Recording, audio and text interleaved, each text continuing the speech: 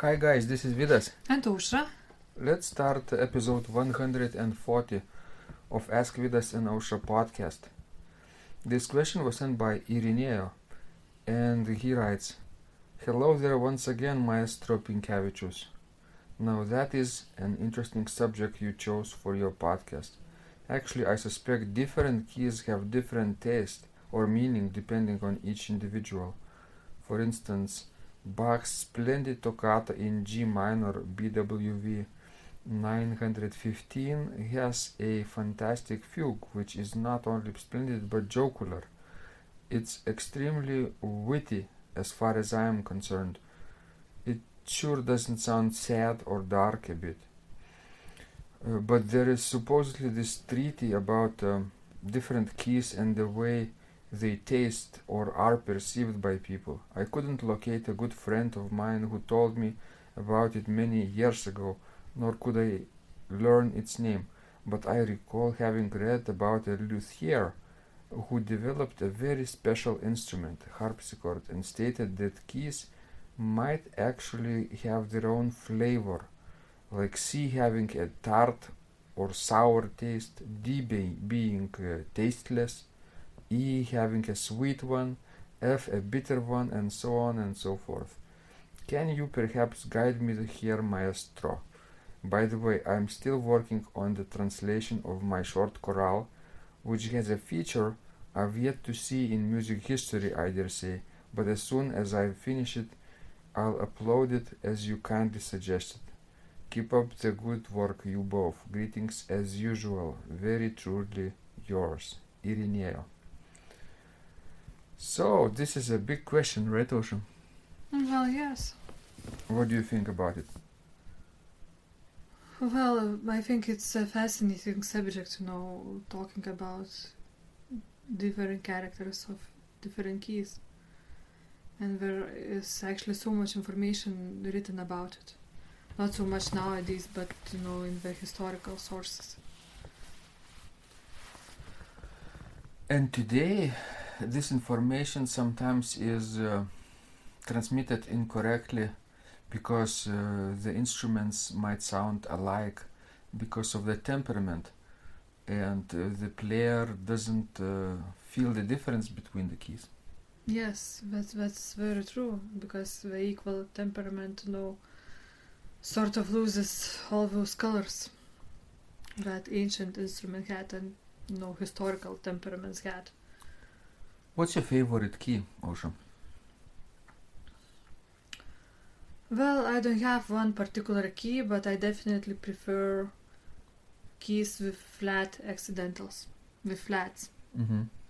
Such as, for example, F major or, E flat major, C minor, G minor, D minor. D minor, I like D minor a lot. And what's the difference between D minor, let's say this is with one flat, and E minor with one sharp, for you in your mind? Well, I don't know, but flat keys sound better for me, and it's actually more comfortable for me to play. And even on the historical temperaments, I think D minor is much more used key than E minor. And that's because of, of the dominant chord of both keys. Which is? In E minor it would be B, D sharp and F sharp. And basically it's quite uncommon to have D sharp on historical instrument. It usually is E flat instead of D sharp. Yes, because C flat is used more often. So if it doesn't have a split key, it has E flat, not D sharp. And if it doesn't, if you can play any kinds of keys, then it means the temperament is adjusted or modified. Yes, and in D minor, the dominant chord would be A, C sharp and E, and C sharp, everything is fine with it, because C sharp is a C sharp, not D flat. Much more common C sharp than D flat. Yes, And I always wondering, when I'm thinking about early music, about Buxtehude's F sharp minor preludium. I just can't imagine how it could be played on the historical temperament, because it starts with F sharp, A, and then E sharp and G sharp. It's unbelievable. I think maybe somebody just transposed it for, I don't know, scholarly purpose. F sharp, A, E sharp and G sharp, right? Yes. That's E sharp. Imagine E sharp is extremely rare. It seems like you're hitting the note F. Yes, and it should sound, quite badly on the mean tone temperament. From the Buxtehude's time. Yes. Didn't he order some kind of adjustment of the temperament in his Marienkirche in Lübeck? No, I have to check Carol Snyder book about it. I cannot recall it exactly. He did it, but I think he did something.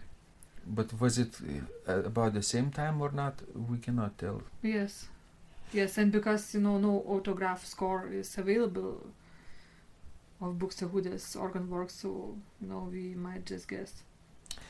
So another option, of course, is to transpose this piece. I know, and I think maybe some of the pieces were transposed, actually. And to transpose to which key in this case? Up or down? Well, that's a good question. I think up. To G minor.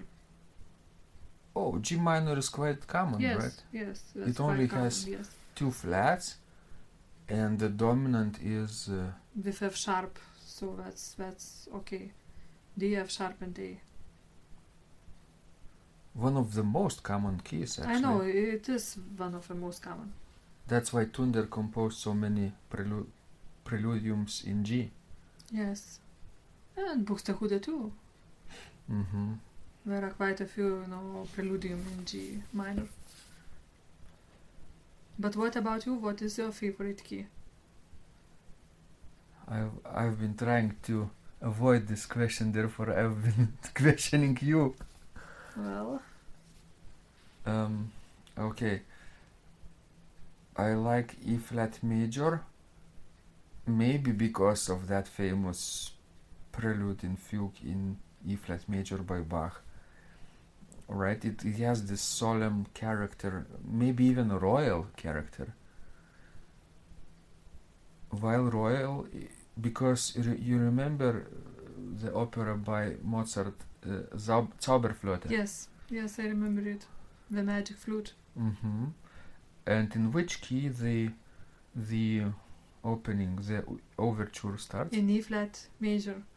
And because it has like 3 flats, so there are speculations that it might mean in general also the Holy Trinity too, especially in Bach's case, but also in Mozart case it's sort of a magical key. Why is it magical? Well, it's related with Masonic order and all those kind of mysteries. And with alchemy. And the number 3 is very sacred. Yes, it's a sacred number in many actually religions and different cults. The 3 is a magical number. Why Mozart couldn't have written it in, let's say, A major with 3 sharps? If it's 3, then why not sharps? That's a good question. I never thought about it. Do you know why? Sharps would be a little more difficult to play for his beloved clarinet. And I think, maybe it's related with trombones too. Because it's a rare case, that actually trombones were used very often in religious music. True. Like religious cantatas, and it was very seldom a case to use it in opera. And I think it's much more, much easier for trombones to play in flat keys, as for most brass instruments, as far as I know. Exactly. And I think that's why he chose E flat major. Exactly.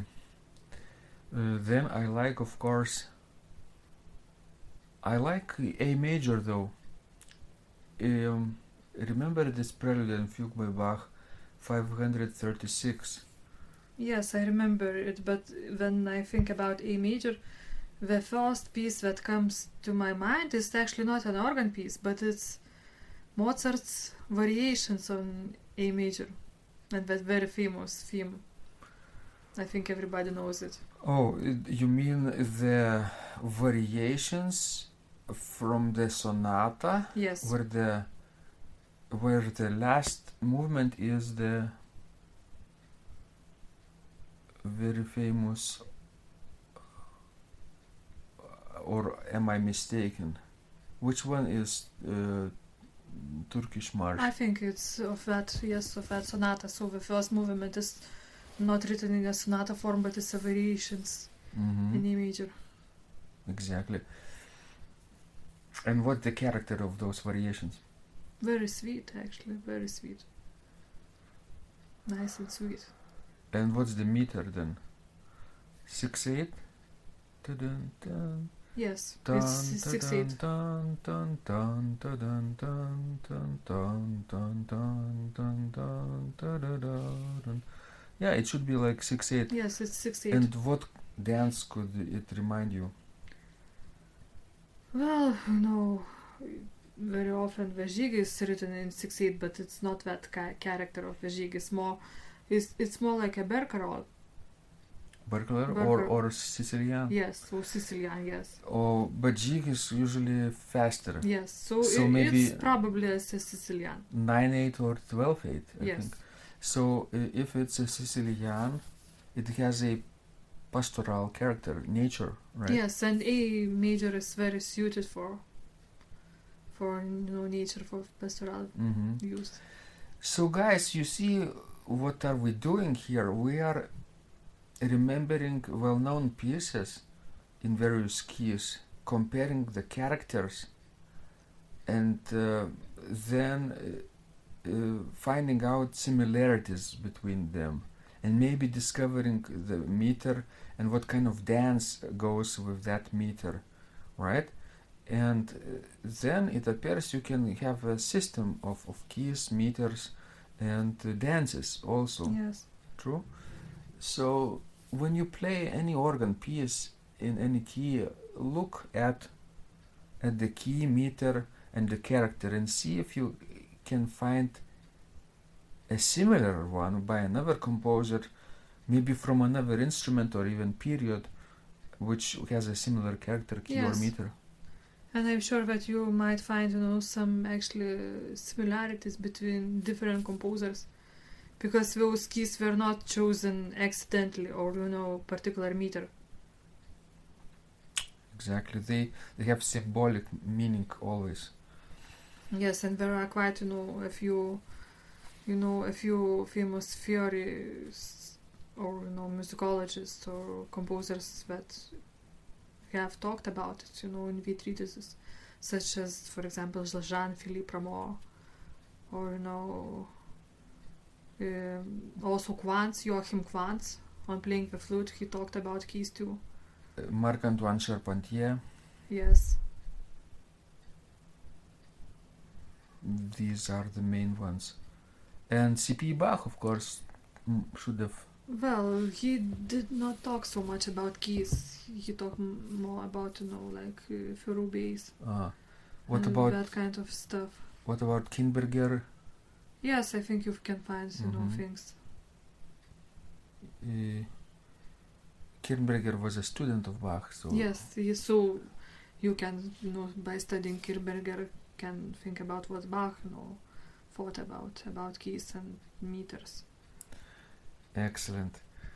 So this is a fascinating subject for you to explore, and please send us more of your questions. We love helping you grow, don't we, Osha? Yes. Okay, this was Vidas. And Osha, And remember, when you practice, miracles happen.